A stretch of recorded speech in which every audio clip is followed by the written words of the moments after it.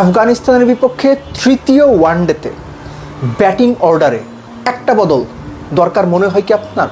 এই প্রশ্নটা আমি রেখে গেলাম। জাকের আলী অনিক নাকি শামীম হোসেন পাটোয়ারি, দুজনের একজনকে যদি বেস্ট 11-এর থার্ড ওয়ানডেতে বেছে নিতে বলা হয়, আপনি কাকে নেবেন? দুইটা বিষয় এখানে। নাম্বার ওয়ান হচ্ছে, জাকের আলী অনিক যে ধরনের ব্যাট করছেন, যে ধরনের আগলি কিংবা দৃষ্টিকটুভাবে আউট হচ্ছেন, সবশেষ 5 ইনিংসে 4 বার যে ব্যাটসম্যান গুগলিতে আউট হয়েছেন, যার ব্যাটিং স্কিল সিরিয়াসলি প্রশ্নবিদ্ধ, আপনি তাকেই কন্টিনিউ করবেন নাকি আপনার পুরো স্কোয়াডে বসে থাকা একজনকে আপনি ট্রাই করে দেখবেন? অ্যাটলিস্ট আপনি হোয়াইট ওয়াশ হচ্ছেন, সম্ভাবনা তৈরি হয়েছে, একটা ডিফেন্স করার জন্য কিছু একটা ট্রাই তো করা যেতে পারে, দোষের তো হবে না।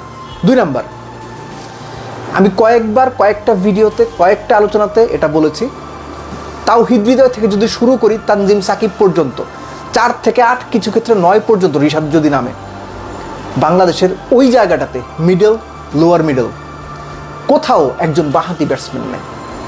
এই যে আমরা তো ম্যাচ আপ করি, ডানহাতি ব্যাটসম্যান আসলে মিরাজ বল করার সাহস পান না, বাঁহাতি ব্যাটসম্যান উইকেটে থাকলে লেফট হ্যান্ড অর্থোডক্স বা বাঁহাতি স্পিনারকে বল করানোর সাহস দেখান না, ম্যাচ আপের জন্যই তো।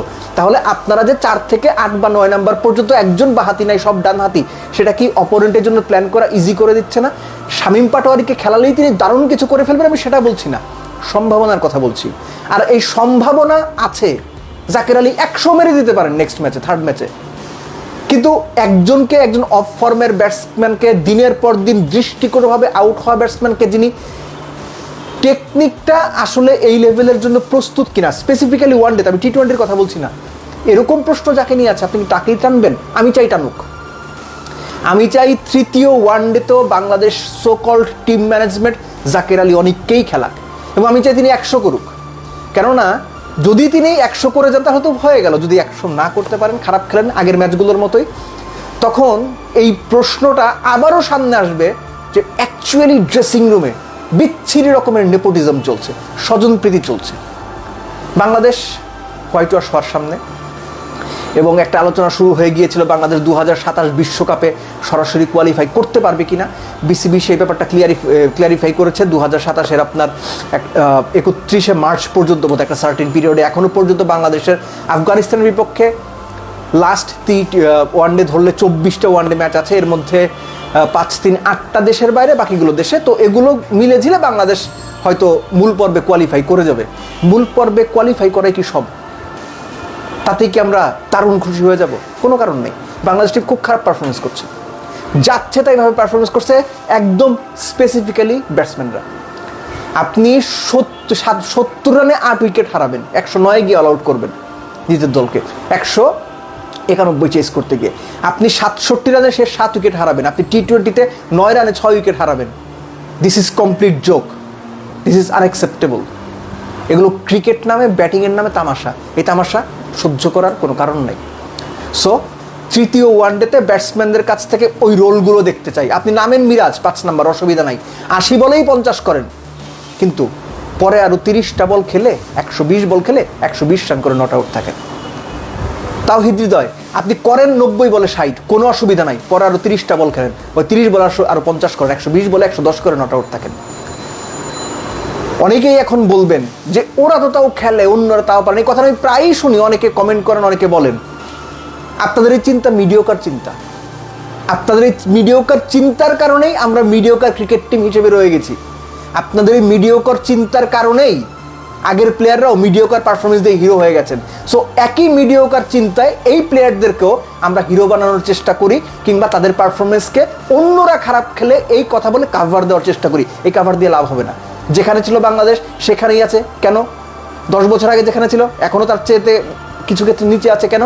এই কারণে, কারণ আমরা এমন একটা লোকের সঙ্গে একটা বাজে পারফরমেন্স বা মিডিওকার পারফরমেন্সকে তুলনা করি যে জঘন্য পারফরমেন্স করেছে।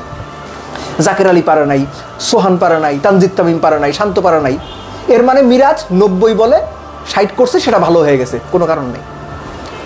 এবং ওইটাকে ভালো বলা মানেই আপনি মিডিওকার চিন্তার মানুষ, এবং Bangladesh cricket team less than mediocre একটা ক্রিকেট টিম এখনকার বাস্তবতায়।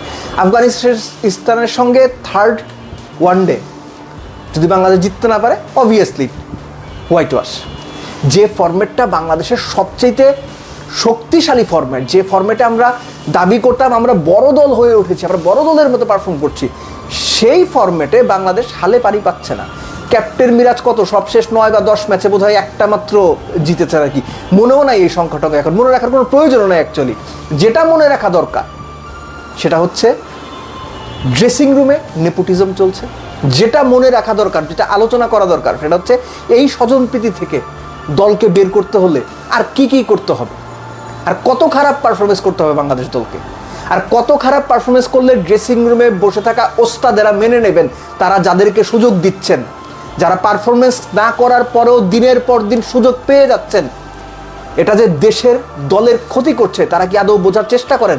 আমি বিশ্বাস করি বোঝার চেষ্টা করেন না, কিন্তু বোঝেন। কিন্তু ওই যে আমার প্লেয়ার, আমার কোরামের প্লেয়ার, আমার দলের প্লেয়ার সুযোগ পেয়ে যাচ্ছেন। সো ক্রিকেট টিম কারো নিজের না, ক্রিকেট টিম বাংলাদেশের সবার, 18 কোটি মানুষের। ওই রেসপেক্টটা রাখেন, নইলে আপনারা যে রেসপেক্ট নিয়ে ড্রেসিং রুমে বসে আছেন, একটা সময় সাধারণ মানুষ, দর্শক কেউই আপনাদেরকেও ওই রেসপেক্টটা করবে না।